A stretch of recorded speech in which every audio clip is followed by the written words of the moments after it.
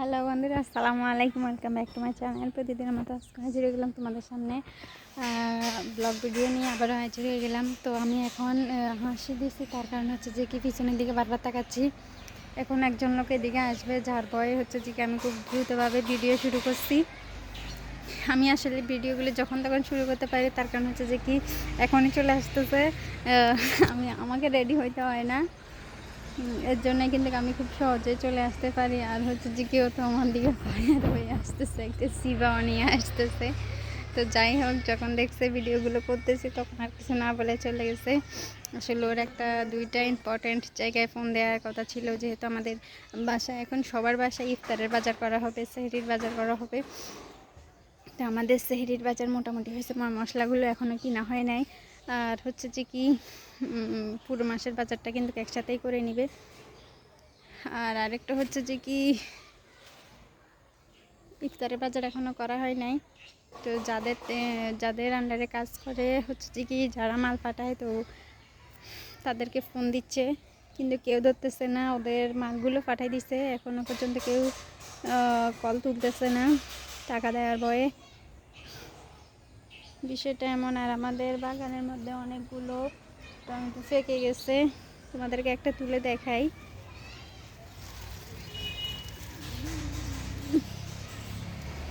খুব ছোট্ট একটা, আজকে অবশ্যই তুলসী, অনেকগুলো টমেটো তুলসী, প্রায় প্রত্যেক দিন 1 কেজি 1.5 কেজির মতো হয়। তোমরা হয়তো বিশ্বাস করবে না, এই যে দেখো অনেকগুলো টমেটো ধরে, মাশাআল্লাহ। টমেটো বাগানে মানে ছোট্ট একটা বাগানের মধ্যে থেকে আমরা অনেক টমেটো পাই। এই যে দেখো অনেকগুলো একসাথে, এগুলো একসাথেই থাকবে হয়তো। আর এই যে এদিকে দেখো পুরোটার মধ্যে মাশাআল্লাহ। ওইদিকে তো টমেটোর ভারে হচ্ছে যে কি গাছগুলো নিচের দিকে ঝুলে গেছে, আমরা বেঁধে দিছি, বাতগুলো রয়ে গেছে। যে দেখো বাতগুলো রয়ে গেছে, কিন্তু টমেটোর ভারে এগুলো নিচের দিকে পড়ে গেছে। তো ছোটো একটা টমেটো ছিল, বড়গুলো চোখে পড়ে, ছোটো জিনিস কখনো মানে সহজে চোখে পড়ে না। তো একটা পাইছি। আজকে বাসায় অনেক বড় বড় 3টে মুরগি আনছে, এগুলো কুটা বাছা করছি। অবশ্যই কষ্ট হয় না, আমি চামড়া রাখি না, চামড়া ফেলে দিই। একটু অলসতা বোধ হয়, আর চামড়া করাটা একটু বিরক্তি লাগে, কিন্তু অন্য কেউ করলে তাদের সাথে চিলতে বাঁচতে ভালোই লাগে। মানে নিজের জন্য কেউ নাই তো বাঁচার জন্য, সেজন্য এমন। আর এদিকে দেখো আমাদের এগুলো কি হচ্ছে যে কি 8টা নাকি 9টা বলে, যে ওই গাছগুলো, ওগুলো অনেক ভালোভাবে জোড়াইছে। যে দেখো অনেক মোটাভাবে উঠে, এই যে ছেলে যাচ্ছে,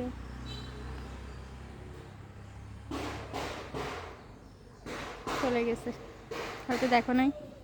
তো যাই হোক, এখন আস্তে ধীরে করতে পারবো ভিডিওগুলো।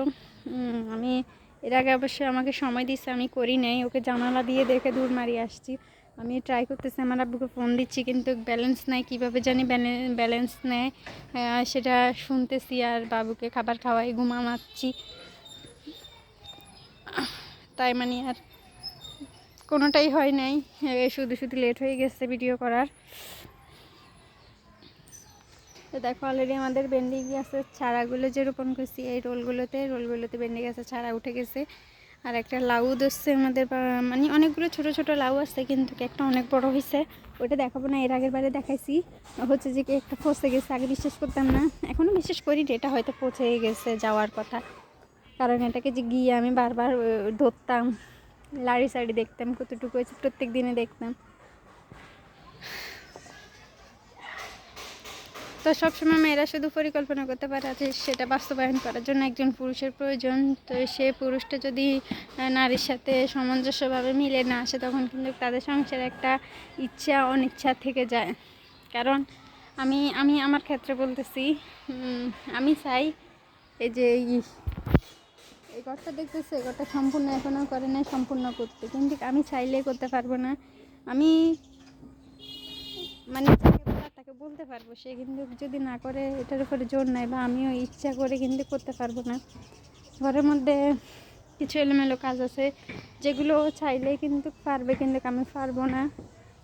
যেমন একটা খাট ভেঙে পড়ে থাকছে, ওটা চাইলে আমি ঠিক করতে পারবো না, কিন্তু কেউ চাইলেই পারে, কিন্তু কেউ করে না। এরকম অনেক জিনিস আছে, যেমন আমাদের ঘরেরও অনেক মানে কাজ বাকি থেকে গেছে, ও চাইলে করতে পারে কিন্তু করে না, আর আমি চাইলে পারবো না, কিন্তু আমি চাই হয়ে যাক ওই কাজটা, আমি চাই হয়ে যাক, কিন্তু মানে আমি শুধু চাইতেই জানি, সেটার পূরণ হয় না। তো ভাইয়াদেরকে বলবো, ঘরটা আসলে মেয়েরা সবসময় চায় গুছালো গাছলে রাখতে, আর পরিবেশটা সুন্দর করে রাখতে। তারপর হচ্ছে যে কি আপনার দায়িত্ব কর্তব্য হচ্ছে যে কি আপনার ঘরের সমস্ত যতটুকু, কারণ একজন স্ত্রী তখনই চাইবে যখন সে সুন্দর একটা পরিবেশ চাইবে আপনার থেকে, সুন্দর একটা ফ্যামিলি চাইবে, তখন বুঝতে হবে যে সে আপনাকে মানে আরও ভালো করে আকৃষ্ট করে রাখার জন্য তাকে সে এসব করতেছে। যে দেখেন, আমি চাইলে কিন্তু মানুষের মন উড়ো উড়ো থাকে অনেকেরই, সেটা হচ্ছে কিভাবে অনেক মেয়েরা মনে করে যে তারা তো থাকবে না, তারা রাখলে রাখবে, না রাখলে নাই, তারা আরেকটা বিয়ে করে নিতে পারবে, এমন সিদ্ধান্ত হুটহাট করে আমরা সবাই নেই। কিন্তু যার বেশিরভাগই থাকার ইচ্ছা, সে চাইবে তার স্বামী যা আছে সেটাকে আরও বাড়াইতে, সেটাকে আরও সুন্দর করতে, সেটার সুনাম অর্জন করতে। একটা জিনিসকে না চাইলেও নিজের পরিশ্রম দিয়ে গুছাই নেওয়ার চেষ্টা করবে। তো ইদানিং আমার ব্লগ ভিডিওগুলো খুব বেশি চলে না, বা খুব বেশি র্যাঙ্কিংয়ে নাই, অনেক বেশি ডাউন হয়ে গেছে। তো তোমরা সবাই ভিডিওগুলো দেখার পর অবশ্যই কমেন্ট করবে। আর রমজান মাস আসতেছে, আস্তে আস্তে বলতে বলতে এসে পড়ছে। অবশ্যই আমরা সবাই আজকে রাত্রে তারাবি পড়বো, সেহরি খাবো, আর কালকে সন্ধ্যায় হয়তো ইফতার করবো যদি আল্লাহ বাঁচায় রাখে। সবটাই আল্লাহর উপর নির্ভর।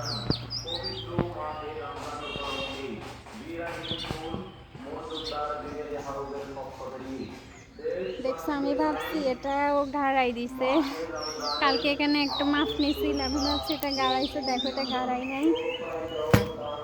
আমার মেয়ে যদি আসি ধরতো, কালকে সকালে এই জিনিসের এই কাজটা করছে, কিন্তু এখনো পর্যন্ত এটা এইভাবে দাঁড়াই আছে, আমরা কেউ ধরি নেই। আমার বেবিটা ধরলে তো ওর গায়ে পড়তো।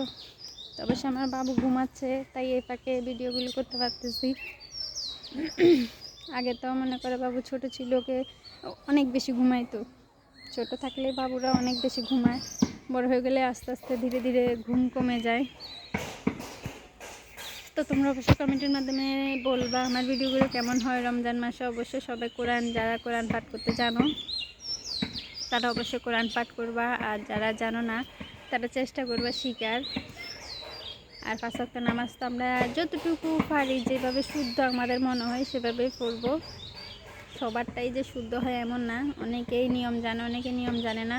তো নিয়ম জানি না বলে কিন্তু আমরা যদি মানে নামাজ না পড়ি, তাহলে কিন্তু আমাদের একটা ফরজ, যেটা হচ্ছে যে কি আদায় না করলে আমাদের প্রচুর পরিমাণে গুনাহ হয়।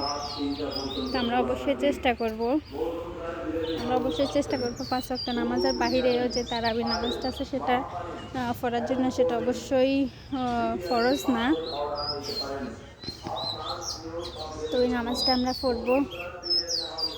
আর আমরা অনেকেই জানি না যে হচ্ছে যে কি তারাবির নামাজের নিয়ত। তো অবশ্যই নামাজের নিয়তটা শিখে নিব। আমাদেরকে মসজিদে হুজুরা পড়াইতো। মসজিদের পিছনে আমাদের মহিলা মসজিদ ছিল, যেখানে আমরা ফজরের পরে কোরআন তিলাওয়াত করতাম প্রায় 2 ঘন্টা 3 ঘন্টা। আর হচ্ছে যে কি সেমিনার হইতো ওখানে, আর নামাজ আদায় হইতো। তো ওখানে আমরা নামাজ পড়তাম যখন, তখন আমাদেরকে শিখাইছে নাওয়াইতু আন উসাল্লিল্লাহি তাআলা রাকাতাই সলাতিত তারাউইহ সুন্নাতু রাসূলিল্লাহি তাআলা মুতাওয়াজ্জিহান ইলা জিহাতিল কাফাতিশ শরীফাতি আল্লাহু আকবার। তো তোমরা অবশ্যই ইউটিউবে, যেহেতু আমরা অনেক ধরনের অনেক ভিডিও দেই, তো তোমরা যারা যেসব দোয়াগুলো পারো না সেসব দোয়াগুলো অবশ্যই ইউটিউবের মধ্যে সার্চ দিয়ে দেখবা। নামাজের আমরা একটা আরবি মাস, আমরা প্রত্যেককে সবগুলো মাসকে আরবিভাবে না ধরলে আমরা রমজান মাসকে অবশ্যই আরবিভাবে বলি রমাজন, এটা আরবি শব্দ। আর আমরা বলতে বলতে আমরা এটার মিনিং বাইট করে ফেলছি যে রমজান। তো যাই হোক, আমরা এটাকে অন্তত আরবি বলে মানে মুখ দিয়ে বাইর করি। আর আরেকটা বিষয় আমরা সবাই জানি যে রমজান মাসে একটি হরফ পড়লে সেটাতে 10টি নেকি পাওয়া যায়। অবশ্যই এটা সবসময় পাওয়া যায়, তবে রমজান মাসে এটার ফজিলত গুরুত্ব একটু বেশি। রমজান মাসে যেহেতু আমাদের হচ্ছে যে কি কোরআন নাজিল হয়েছে, আর মানে আমাদের নবী সাল্লাল্লাহু আলাইহি সাল্লামের প্রতি উপর। তো আসলে এসব বিষয়গুলোতে সবসময় প্রিপেয়ার না থাকাতে আমার হয়তো কিছুটা ভুল হতে পারে, তবে এসব সম্বন্ধে বলার আগে অবশ্যই আমার মানে নিজের ভিতরে আগে মাথার মধ্যে একবার আনা উচিত ছিল। তো যাই হোক, রমজান মাসকে আমরা সবাই একটু গুরুত্ব দিব, কারণ রমজান মাস আল্লাহ তাআলার কাছে অতি প্রিয় একটা মাস। সেই মাসে আমরা তো গুরুত্ব দিব, নামাজ পড়বো অবশ্যই। আর হচ্ছে যে কি যে ওই মাসের যে কথাটাকে কেন্দ্র করে বলতেছি সেই কথাটাই বাদ যাচ্ছে, সেটা হচ্ছে যে কি আরবি মাসে আমি যে নিয়তটা বলছি নামাজের তারাবি নামাজের নিয়ত, আমরা আরবিতে যদি কথা বলি বা আরবি কোনো বাক্য উচ্চারণ করি নামাজের মাধ্যমে, তবে সেটা হচ্ছে যে কি অবশ্যই আমরা আরবি যে পড়া বলি এটা আসলে পড়া না, এটা হচ্ছে যে কি আমাদের বাক্য, আমাদের মুসলিমদের বাক্য, আমাদের কোরআনের বাক্য, আমাদের কোরআনের কথা। তো এটা আমরা না বোঝার কারণে আমাদের মাতৃত্বে বিভিন্ন ভাষা আছে। তো তো বিভিন্ন ভাষার মধ্যে হচ্ছে যে কি বাংলা, আবার উর্দু, বিভিন্ন ভাষা আছে, ফার্সি, আমাদের বিভিন্ন দেশের বিভিন্ন কান্ট্রির মধ্যে বিভিন্ন ভাষা, আমাদের ভাষা যেমন বাংলা, তো ওই ক্ষেত্রে বোঝার জন্য আরবিটাকে বিভিন্ন ভাষায় তৈরি করে নিচ্ছে। তো আমরা যদি আরবি ভাষাটাকে আরবিভাবে উচ্চারণ করে পড়ি তখন আমাদের সেখানে অনেক সওয়াব হবে, কারণ রমজান মাসে একটা হরফের 90 নেকি পাওয়া যায় সম্ভবত, আর এমনিতে একটা হরফে 10 নেকি পাওয়া যায়। তো আমরা ওই ফজিলত কেন বাদ দিব, ওই নিয়ামত কেন বাদ দিব? অবশ্যই আমরা সবগুলো দোয়া, এই যে আমরা অনেকে মনে করি যে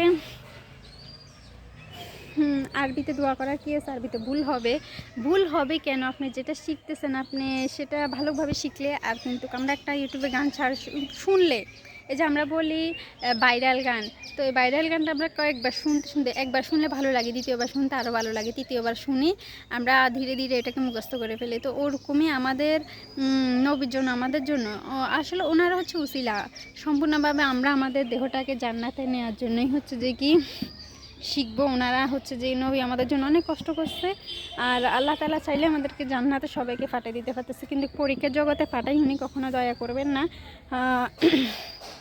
এমনটাও বলা যায় না, বা দয়া করবেন এমনটাও বলা যায় না। তো যাই হোক, আমাদেরকে পথ দেখাই দিচ্ছে কীভাবে করলে আমরা মানে দয়া পাবো, তো আমরা সেই পথটা বাছিয়ে নিতে হবে। অবশ্যই আমরা চেষ্টা করবো আরবিতে দোয়া করার জন্য, আমরা অবশ্যই আরবিতে শিখে নিব, বাংলাতে করব, বাংলা আরবিতে বললে ভুল হবে এমনটা বলে আপনি কখনো না শিখার প্রতি মনোযোগী দিয়ে না, আপনি সবসময় শিখার চেষ্টা করবেন, যেহেতু এটা আমাদের ইহকাল পরকাল সব কিছুর উপরে ডিপেন্ড করে। তো অবশ্যই তোমরা শিখে নিবা, আর আমার জন্য দোয়া করবা যেন 30টা রোজা অবশ্যই রাখতে পারি, 30টা হোক বা 29টা হোক সেটা আল্লাহর ইচ্ছে, তবে যতটাই হোক সবগুলো যেন রাখতে পারি, তোমাদের সাথে যেন রোজা রাখার গল্পগুলো শেয়ার করতে পারি। আর অবশ্যই কে কীভাবে সেহেরি দিয়ে মানে সেহেরিতে উঠলে সবাই আমরা এক একজনকে এক একভাবে উঠাই, অবশ্যই এটা আগে উঠানো হয়তো ভালো লাগে, এখন কিন্তু সবাই আমরা মোবাইলের মাধ্যমে ইয়া দিয়ে রাখি। তো সবাই সুস্থ থাকবা, ভালো থাকবে, আজ পর্যন্তই। অবশ্যই সেহেরির সময় আমাকে ডাকবা। আল্লাহ হাফেজ।